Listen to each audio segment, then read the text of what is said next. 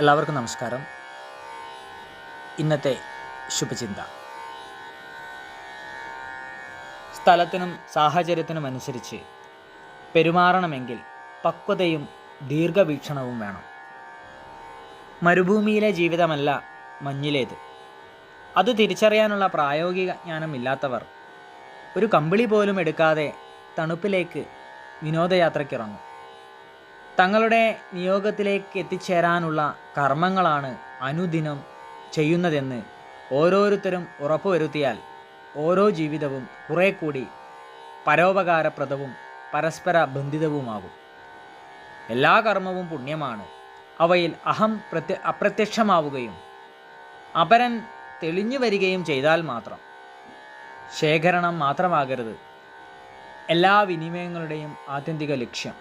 വിതരണവും അതിൻ്റെ സ്വാഭാവിക പ്രക്രിയയാകണം. എല്ലാവർക്കും നന്മകളുണ്ടാകട്ടെ. എല്ലാവർക്കും ജീവിത വിജയം ഉണ്ടാകട്ടെ. നന്ദി, നമസ്കാരം.